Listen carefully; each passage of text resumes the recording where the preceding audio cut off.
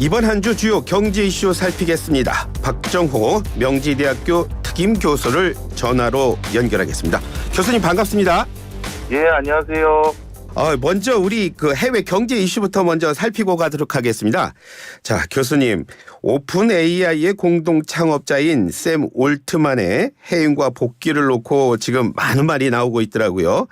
이사회가 해임을 했는데 다시 5일 만에 복귀했다, 그런 말이 나오던데, 자, 지금 무슨 일이 있는 거죠? 예, 오픈 AI라는 곳은 비영리 단체로 사실 상업적인 목적으로 기술 개발하는 곳은 아닙니다. 예. 그럼에도 불구하고 사실 오픈 AI에 가장 많은 법인격으로 지분을 투자했던 곳은 마이크로소프트인데요. 예. 전체 지분의 49%를 가지고 있었습니다. 그런데 특이한 점은 원래 마이크로소프트는 기술 개발에 있어서 공익적인 측면보다는 어떤 기술 개발자에게 정당한 대가를 치르는 것이 기술 개발에 훨씬 더 좋은 환경을 구축한다라는 이 의견을 가지고 있는 회사였습니다. 예.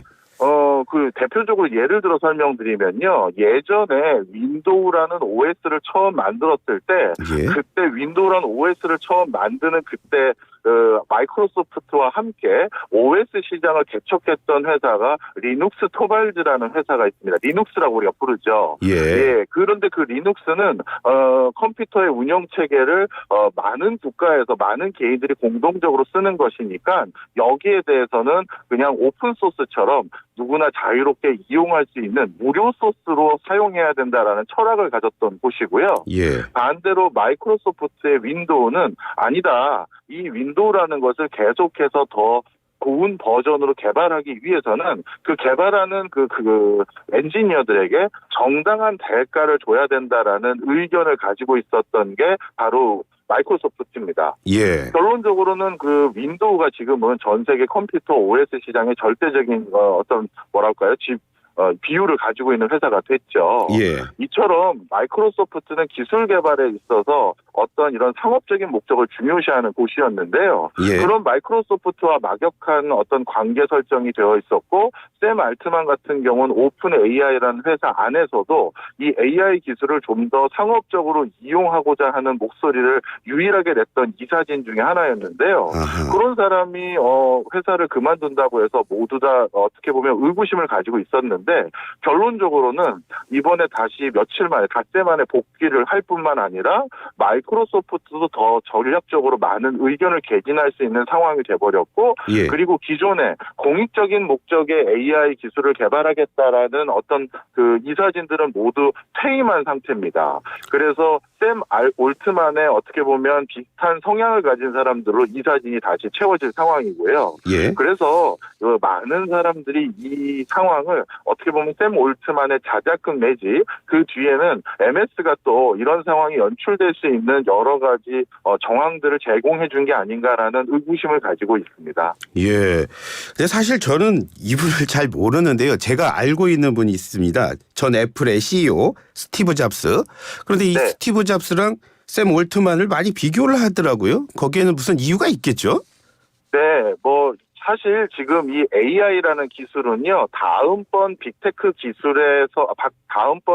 기업들 중에서 누가 가장 큰 성과를 낼 수 있는지 없는지를 좌우하는 가장 중요한 원천 기술이자 핵심 기술입니다. 예. 그래서 가장 이렇게 중요한 원천 기술이자 핵심 기술을 사용하는 데 있어서 누군가가 더 교두보를 마련하고 누군가가 더 치고 나가느냐가 굉장히 중요한 상황이 돼버리는 건데, 예. 이런 상황에서 지금 가장 중요한 요소가 뭐가 있냐면 서로 간에 좀 더 적극적으로 치고 나갈 수 없도록 만드는 어떤 태클이라고 해야 될까요? 예. 견제도 지금 하고 있는 상황이거든요. 아하. 그러다 보니까 오픈 AI라는 회사가 챗 GPT라는 걸 바탕으로 전 세계적으로 나름대로 두각을 나타낼 수 있는 어떤 뭐라고 해야 되나요?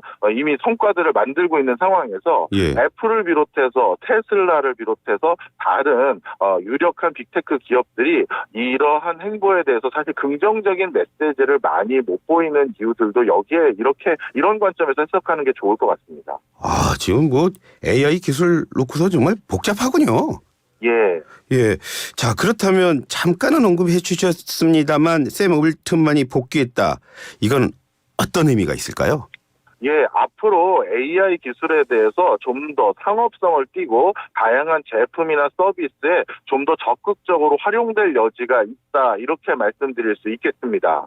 지금까지는 AI 기술이 상업적인 목적으로 활용하는 면도 많았지만 상당히 많은 부분에서 학술적인 연구 형태로 진행되어 왔던 경우가 많습니다. 예. 그런데 이런 학술적인 형태로 진행되어 왔던 AI 기술을 지금은 어떻게 해야 되는 형태로 더 발전될 가능성이 많으냐면, 샘 올트만이라는 가장 선도적인 AI 기술을 지금 확보하거나 관리하고 있는 한 주체의 철학이 어떻게 보면 앞으로 계속해서 이런 향방을 좌지우지하는 중요한 어떤 방향 전환을 상징할 수 있는데요. 예. 이제 MS를 비롯해서 우리가 사용하는 일상 제품들 속에 AI 기술들이 더 적극적으로 녹여질 가능성이 많고요. 예. 그래서 내년부터는 AI와 관련된 여러 산업들이 훨씬 더 붐을 이룰 가능성이 많습니다.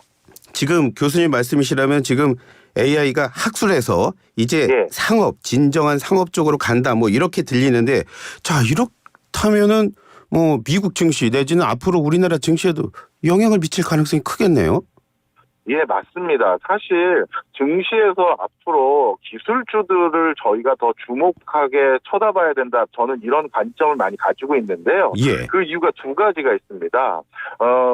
지금 2023년을 비롯해서 앞으로 향후 몇 년간이 저는 세계사에 유례가 없을 정도의 과학기술 빅뱅이 일어나는 시기들 중에 하나로 나중에 평가받을 것이다, 이렇게 생각을 하는데요. 예. 그 이유가 과학기술이 빅뱅을 이루었을 때의 첫 번째 요소는 언제냐면, 전쟁이라든가 냉전과 같이 국가 간의 상호 경쟁이 치열할 때를 꼽을 수가 있습니다. 예. 사실 전쟁에서 이기기 위해서 또는 냉전 체제에서 이기기 위해서는 상대방 국가보다 더 우월한 어떤 기술을 확보하는 게 무엇보다 중요하거든요. 예. 그런데 지금이 미중 간의 갈등 속에서 그러한 형국으로 치닫고 있습니다.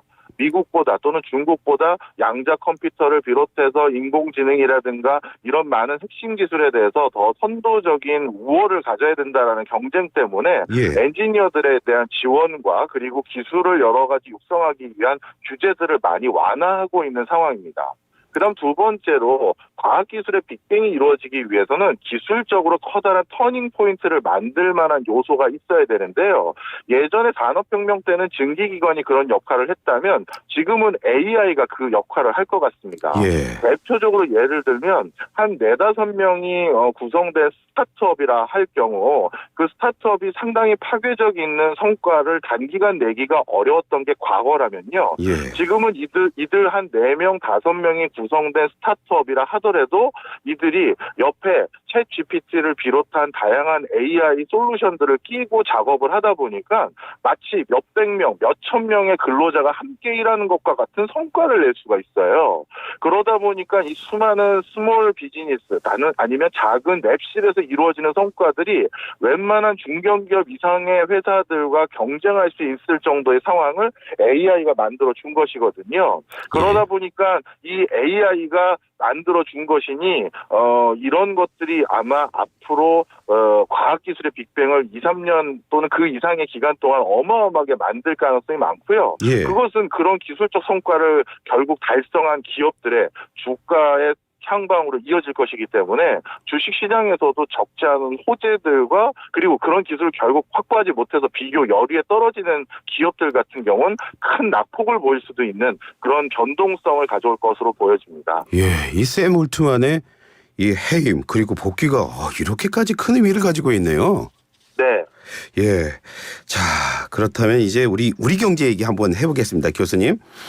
국토교통부가 지난 21일에요. 내년도 네. 부동산 공시가 현실화율을 2020년 수준으로 동결한다고 발표를 했습니다. 교수님, 이런 발표 어떻게 들으셨습니까?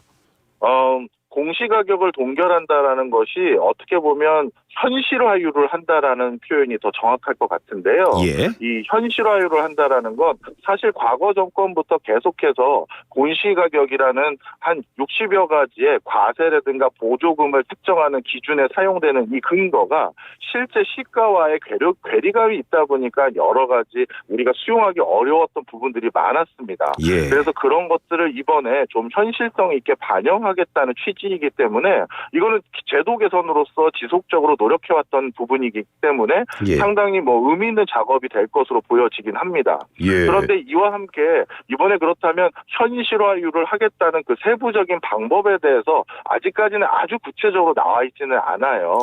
대표적으로 그동안 지적받았던 것들 중에 어떤 게 있었냐면 예. 어떤 토지나 주택 같은 경우는 오랫동안 사실 거래가 없었기 때문에 사실 적정한 가치를 어떻게 평가해야 될지 잘 모르는 그런 주택이나 토지도 있거든요. 그렇죠. 예. 매매가 한동안 없었다면 그거는 가치를 적당하게 어떻게 평가해야 될지 모르니까요. 예. 예. 그런데 그거에 대해서 과거에는 감정평가사라든가 이런 전문가들이 거기에 대해서 나름대로 평가한 것이 통상적이었는데 예. 그런데 지금은 앞으로 이런 것들에 대해서 그렇다면 어떻게 많은 사람이 수용할 수 있을 정도로 이걸 객관화할 수 있는지에 대한 명확한 근거가 있어야 되는데 아직 그런 것들을 어떻게 할지에 대해서는 정확히 나와 있지는 않는 상태입니다. 예, 교수님 말씀하신 대로 거기에 대한 정확한 얘기를 좀 해줘야 할 텐데 말이죠.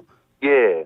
자, 그렇다면 일단은요. 그렇게 네. 구체적으로 나오진 않았지만 일단 그렇다면 교수님 봤을 때 이번 조치 최대 수혜자는 누가 될 거로 보여요? 최대 수혜자는 역시 최근 부동산 시세가 좀 많이 떨어진 지역들이 꽤 있거든요.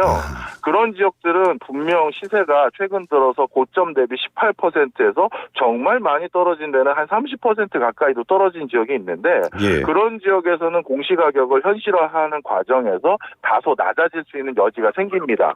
그래서 그런 부분에 대해서는 그분들은 자신들의 실제 재산에 근거해서 과세라든가 보조금과 관련된 어떤 의무가 책정될 수 있는 여지가 있기 때문에 저는 그분들에게는 적절한 대응이 될 것이다 이렇게 보고 있습니다. 예. 그런데 교수님 보통 그러지 않습니까? 공시가격이라는 게 그 실제 거래되는 가격보다 많이 낮기 때문에 그걸 기준으로 하는 보유세, 종부세, 세율 너무 낮게 책정이 되고 있다. 그런 비판이 계속 있지 않았습니까? 예. 그런 비판도 사실 많이 있는 건 사실이에요. 그래서 이번에 공시가격에 대해서 이걸 바탕으로 세금을 다시 조정하는 작업들도 좀 이루어지긴 할 텐데요. 예를 들어서 공시가격이 낮아졌다라고 해서 무조건 세금 부과하는 금액이 낮아지는 건 아니라 만약에 이후 전개될 부동산과 관련된 세제 개편에서 세율이 올라가거나 그러면 또 다른 형국으로 갈 수도 있겠죠. 아마 이 공시가격 현실화율이라는 것은 앞으로 세금이나 여러 가지 의무를 부과하는 데 있어서의 일단 기준을 객관화하는 작업을 먼저 하는 1단계 작업으로 보여지고요. 이런 1단계 기초적인 자료를 바탕으로 세율이라든가 조세 부과 방식에 대해서 개편을 한다면 어떻게 했었을 때 누가 아니면 어느 지역에서 얼마만큼 더 부과하게 되고 그렇게 해서 세입과 세출이 어떻게 달라지는지를 앞으로 이제 변경할 때 가장 중요한 기초 자료를 지금 만들고 있는 것이다 이렇게 판단하시면 되겠습니다. 예, 지금 교수님께서 세금 말씀 잠깐 하셨는데요. 어쨌거나 이제 공시가를 동결했다는 건 결국은 세금을 좀 덜 거둘 수밖에 없다 이런 얘기로 들립니다. 혹시 그렇기 때문에 줄어든 세수, 감소된 세수 때문에 생길 부작용 같은 건 없을까요? 사실 지금 세금 부분에 대해서는 다들 학자들도 좀 의구심을 가지고 있는 건 사실입니다. 요즘 경기도 어려우다 보니까 유류세를 비롯해서 관세 부과율도 많이 낮춰준 상태고요. 관세를 부과하면 제품 가격이 더 올라갈 여지가 많으니까요. 게다가 경제활동도 예전보다 많이 위축됐기 때문에 법인세를 징수할 수 있는 비율이라든가 소득세를 징수할 수 있는 비율도 많이 잦아들고 있는 상황이고요. 특히 우리나라 세수에서 지방 같은 경우는 부동산 관련 세수의 의존도가 높습니다. 그런데 지방 같은 경우도 지금 부동산 경기가 안 좋은 상황에서 부동산세 수도 사실 예전만큼 많이 걷어들여지지 않을 상황이거든요. 예. 그런 상황에서 올해를 비롯해서 내년도 그리고 앞으로 나름대로 복지 지출도 더 늘려야 된다라고 정부가 이미 발표를 해놓은 상태고 경기가 또 취약해졌을 때는 기업이라든가 사회적 소외계층에 대한 지원도 더 늘릴 수도 있어야 되는 상황인데 그렇다면 이 부족한 세원을 어디서 확보해야 될지에 대한 고민도 같이 해야 되는 상황은 분명한 상황입니다. 예. 결론적으로 이번 정부의 결정 때문에 부동산 시장에는 어떤 영향을 미치게 될까요? 사실 부동산에서 세금은 굉장히 중요한 변화 요인은 분명합니다. 예. 근데 최근에는 세금보다도 경기 상황이라든가 주택담보대출 금리 기조에 대해서 사람들이 더 크게 좌지우지되는 것 같아 보입니다. 따라서 공시지가의 현실화율이라든가 이런 것들이 지금 당장 부동산 특히 아파트와 같은 주거의 매매에 영향을 크게 줄 것으로 보여지지는 않고요. 예. 지금은 오히려 경기 상황이 오히려 부동산의 향후 동향에 대해서 제일 중요한 변수가 아닐까 이렇게 판단되네요. 네. 오늘 말씀 정말 잘 들었습니다. 교수님 전화 주셔서 고맙습니다. 고맙습니다. 예. 지금까지 박정호 명지대 특임 교수와 함께했습니다.